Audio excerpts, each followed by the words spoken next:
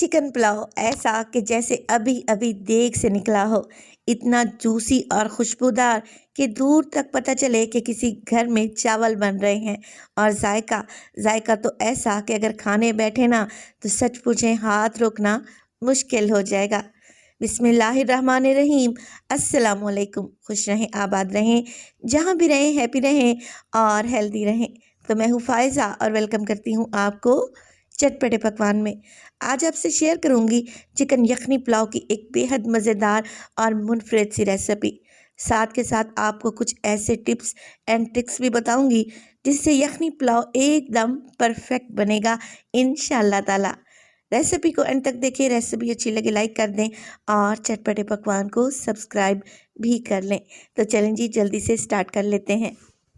तो आज आपको यखनी पुलाव की 1 किलो की रेसिपी देने लगी हूँ। तो यहाँ पर एक पतीली